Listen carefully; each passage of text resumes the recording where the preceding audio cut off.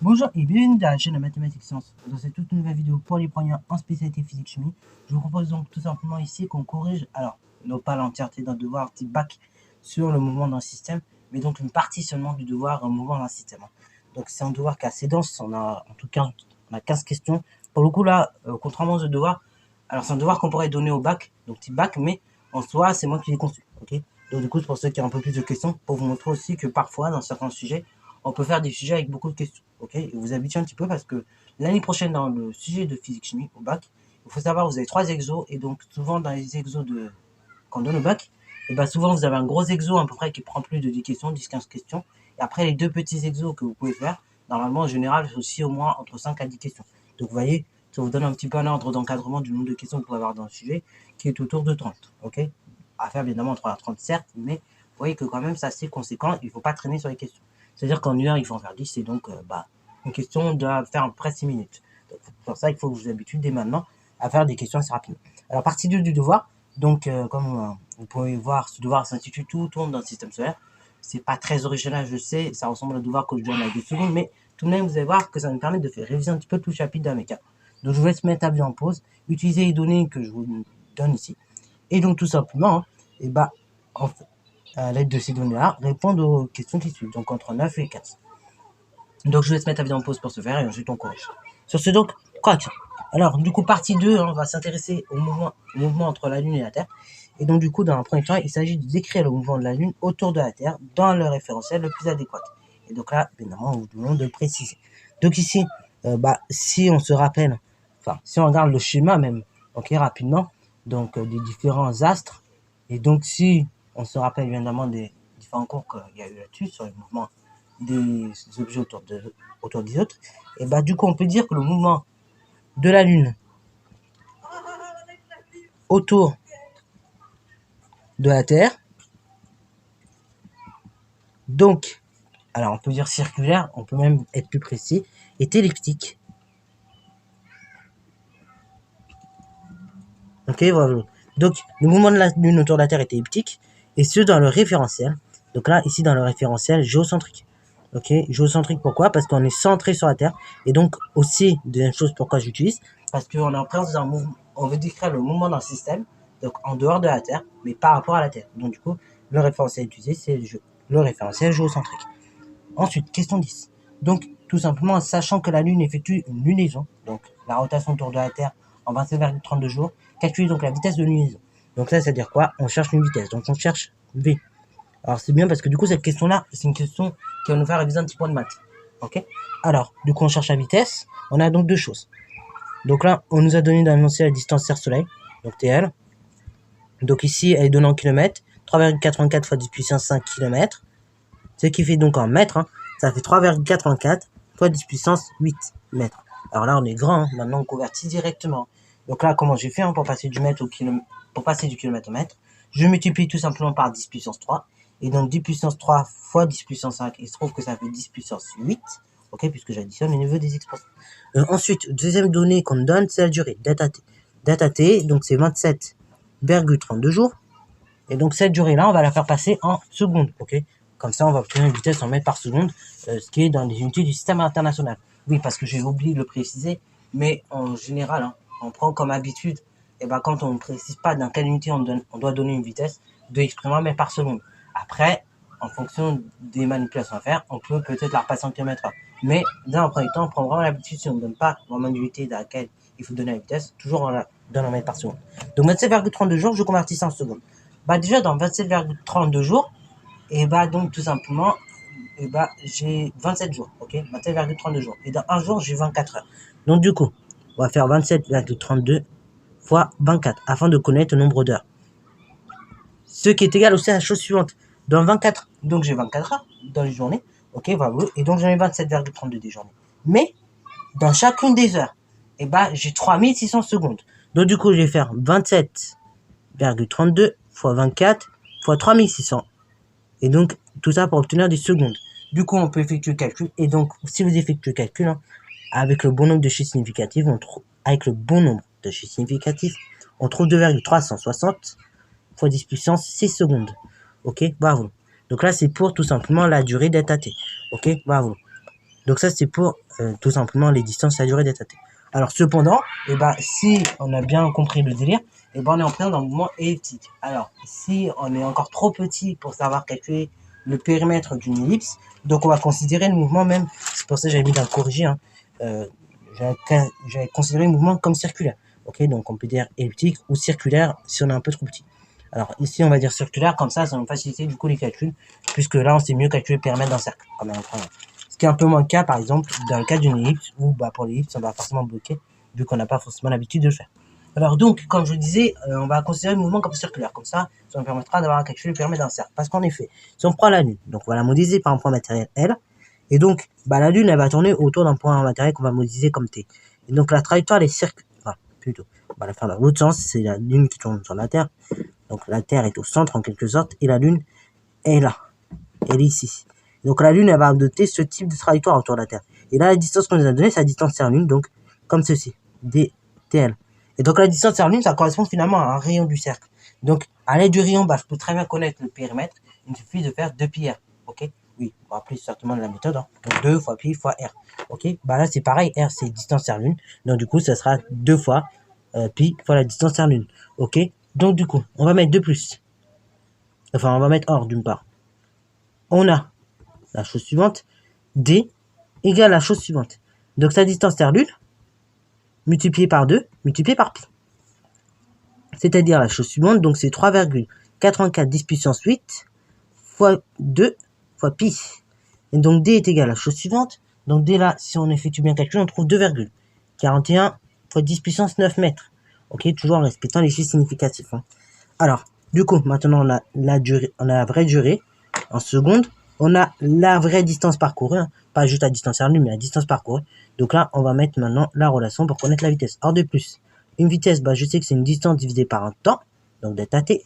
Donc du coup, la vitesse est égale à la chose suivante, c'est 2,41 10 puissance 9 divisé par le temps en secondes, donc 2,360 10 puissance 6. Et donc quand j'effectue le calcul, hein, je trouve la chose suivante. Donc je trouve tout simplement, on va en dire ici le résultat, 3 chiffres significatifs seulement. Et donc ça fait 1,02 fois 10 puissance 3 mètres par seconde. Voilà, donc là c'est pour la valeur de la vitesse. Donc ça c'est pour la question 10. On passe donc à la question 11. Donc question 11 tout simplement, il s'agit tout simplement de réaliser le bilan des forces qui s'applique lorsque la Lune tourne autour de la Terre. Donc du coup, on va rappeler rapidement le système. Donc le système ici c'est la Lune. On travaille comme on a dit dans le référentiel, attention pas terrestre, mais pas héliocentrique non plus, mais géocentrique, puisqu'on est centré autour de la Terre comme on l'a dit. Et donc on va faire le bilan des forces. Donc bilan des forces. Bilan des forces, on n'a pas 50 000. Alors quand on va faire le bilan des forces ici, on va juste mettre le sens et la direction et point d'application, ok, des différentes forces. Et on mettra pas la norme parce que du coup, la norme ça va être l'objet de la question 10. On peut la mettre si on veut, ou du moins la formule, mais on sera pas obligé. Alors du coup, la seule force présente sur la Lune, c'est tout simplement, on a dit, la force d'attraction qu'on va noter Fg, donc qui est tout simplement qui s'applique sur la Lune. Donc Fg s'applique sur la Lune. Ensuite, elle s'applique sur la Lune, ça c'est le point d'application. La direction suivant la droite reliant la Terre et la Lune. Et donc le sens de la Terre, de la Lune plutôt, puisque c'est la Lune qui est attirée vers la Terre. Ok, en fait, c'est une force d'attraction gravitationnelle, Fg, on a oublié. Donc on va préciser, force d'attraction gravitationnelle. Pour ça, j'ai un nom comme ça. Mais on peut également l'appeler F qui s'applique sur le système, donc la Lune sur la Terre. F de L sur T. Donc force d'attraction, c'est comme ça d'ailleurs j'ai appelé un corrigé. Donc force d'attraction gravitationnelle. Et donc elle s'applique sur la Lune, suivant la droite, reliant la Terre et la Lune, et de la Lune vers la Terre. Ça c'est pour le sens. Et la norme, on peut préciser si on veut. Ça sera donc égal à la chose suivante. C'est Fg égale, donc G, fois tout simplement la masse de la Lune, fois la masse de la Terre, divisé par la distance Terre-Lune au carré. Ok, bravo. Donc du coup, on continue, question 12, il s'agit tout simplement de calculer la valeur de cette force gravitationnelle. Donc là, du coup, question 12, hein, on met ce qu'on cherche clairement. Donc ici, on cherche FG, comme d'habitude, force d'attraction gravitationnelle. Pour calculer sa force d'attraction gravitationnelle, il nous faut la constante de gravitation universelle. Donc elle vous est donnée, c'est 6,67 fois 10 puissance moins 11 unités du système international. Après, donc, on a la masse de la Lune. Donc ici, on a 7,35 10 puissance 22 kg. Ok, on a la masse de la Terre. Donc ici, 5,94 10 puissance 24 kg. Et enfin, on a la distance Terre-Lune. Donc ici, c'est 3,84 10 puissance 5 km.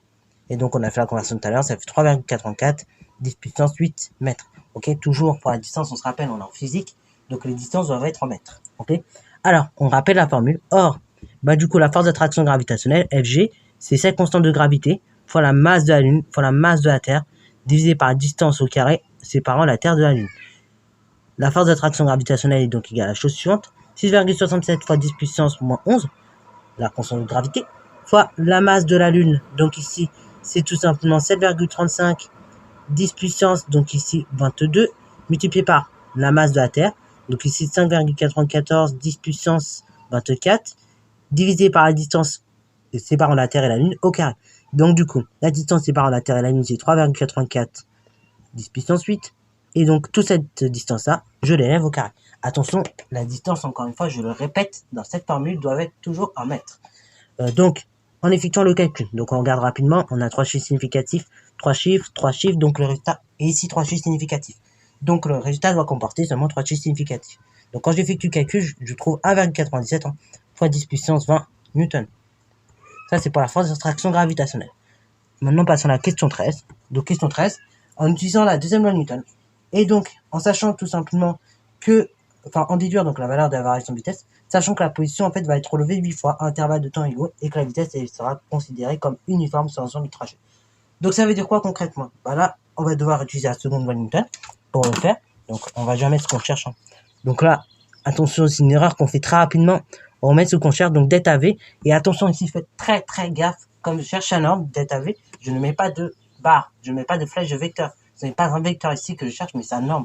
Donc à la limite, si mes mots techniques, si vous voulez vraiment marquer le vecteur, si vous voulez vraiment marquer V avec son vecteur, delta V avec son vecteur, parce que vous avez l'habitude, et qu'un jour, vous n'avez pas trop le temps corrigé, vous notez ça comme ça.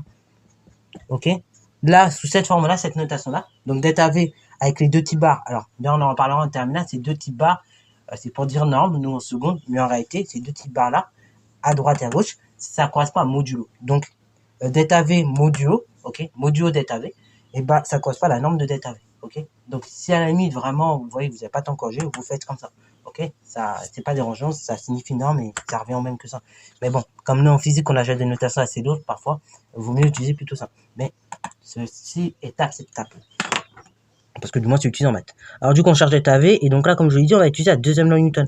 Donc, pour utiliser cette deuxième loi de Newton, on rappelle son expression, somme des forces extérieures appliquées en système, c'est la masse fois la variation de vitesse divisée par une variation de temps.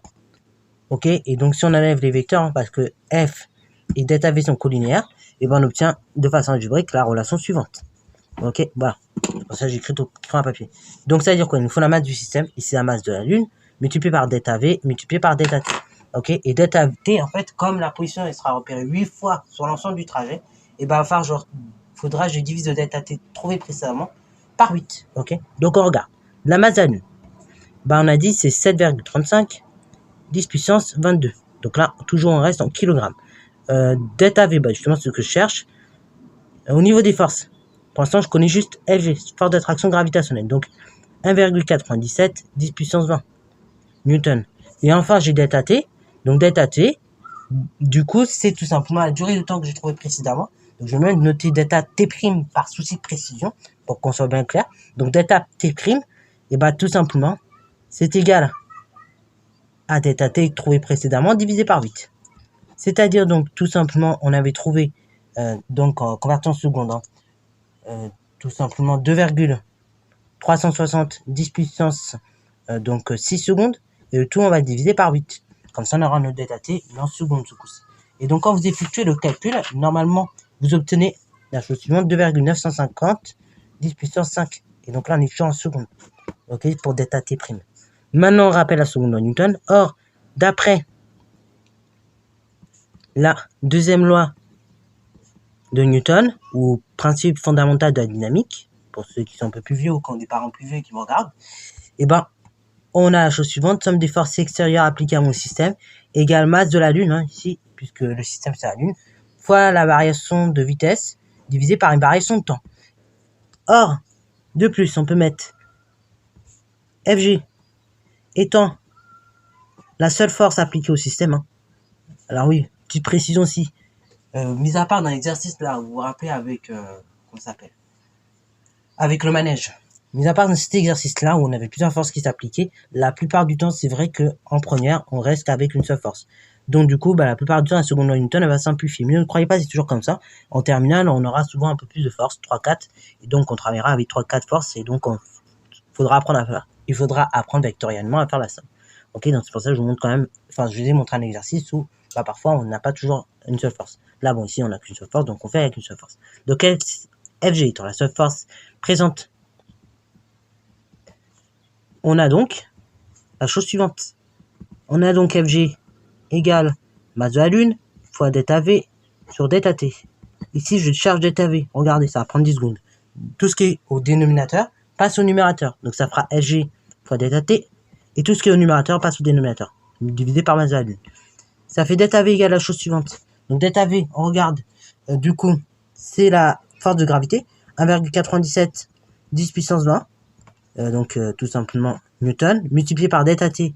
2,950. Attention, on prend la bonne durée. Fois 10 puissance 5. Que je divise par la masse de la Lune. La masse de la Lune, c'est 7,35 10 puissance 22. Et donc là, pareil, je reste dans la bonne unité en kilomètres. Donc, on continue un petit peu à faire. Et donc, on continue à faire. On trouve que ΔV, attention, toujours sans les vecteurs, je sais, c'est très tentant.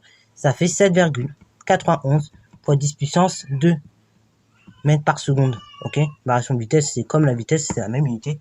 C'est des mètres par seconde. Ok, bravo. D'ailleurs, on pourrait. Enfin, là, on n'aura pas le temps dans cette vidéo-là. Mais donc, si vous voulez, on fera un peu d'analyse dimensionnelle pour préparer la terminale. Et comme ça, je vous montrerai comment on peut justement retrouver comme ça des formules à l'aide justement de cette analyse dimensionnelle. Et vérifiez parfois quand vous écrivez une formule, et les unités sont correctes. Parce que parfois, on a du mal à voir quelles unités on doit mettre dans le résultat.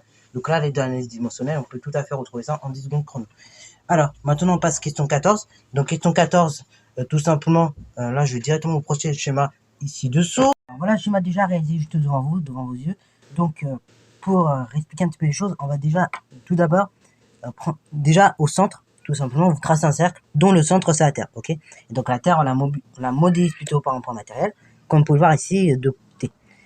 Donc, après, le but était de tracer différents vecteurs, à l'aide d'une échelle. Hein. Donc, les vecteurs vitesse et les vecteurs, tout ça, deux vecteurs variation de vitesse et la force d'attraction gravitationnelle. Donc, l'échelle ici choisie, c'est 1 cm pour 500 Newton, enfin, pour 500 mètres par seconde, pas pour l'échelle des vitesses.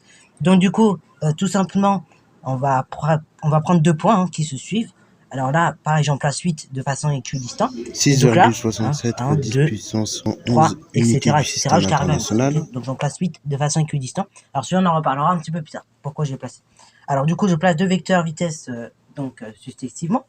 Et qu'est-ce que je vais faire? Je trace V1, je trace V2. Donc pareil, je suis la méthode de mon cours. Je prends le point d'avant, le point d'après. Je trace mes pointillés.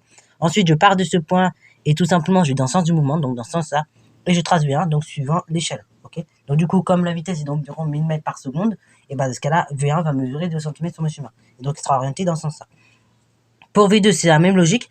Je prends, donc c'est sur ce point, je prends le point d'avant celui-là, le point d'après celui-là, je fais la corde qui relie mes deux points. Ensuite, deuxième étape consiste à tracer en ce point toujours le vecteur vitesse, donc qui soit parallèle à cette corde-là, dans ce sens-là, et dont la norme, sur le chemin, sera de 2 cm, puisqu'on est également à peu près autour de 1000 mètres par seconde pour la vitesse. Voilà, et donc là, comme ça, je trace mes deux vecteurs vitesse. Une fois que c'est fait, donc au bout du vecteur vitesse V2, je vais tracer moins V1 pour le vecteur variation de vitesse. Donc c'est le même que V1, sauf que là, on va dans le sens contraire. Et on garde la même direction, et donc tout simplement la même norme, donc 2 cm sur chaque. Et après, je pars de ce point, et donc je relie ce point jusqu'au bout de moins V1. Et comme ça, j'ai vecteur variation de vitesse entre 1 et 2. Ensuite, pour faciliter la construction, donc entre deux points, donc successifs, hein, j'ai placé de manière équidistante ce point. Et donc, du coup, en ce point, je trace le vecteur force d'attraction gravitationnelle, et donc qui est attiré par la Terre. Ok. Pour la force, ici, donc, on avait trouvé 1,97 10 puissance 20 newtons. Donc, au niveau de l'échelle, on a pris 1 cm pour 1,00 fois 10 puissance 20 newtons. Donc là, sur mon schéma, pareil, la force est à peu près, elle mesure à peu près 2 cm. Ok, bravo. Alors, enfin, on termine avec la question numéro donc 15. Donc, on nous demande, là, c'est une question un peu plus complexe, on va dire, niveau première plus.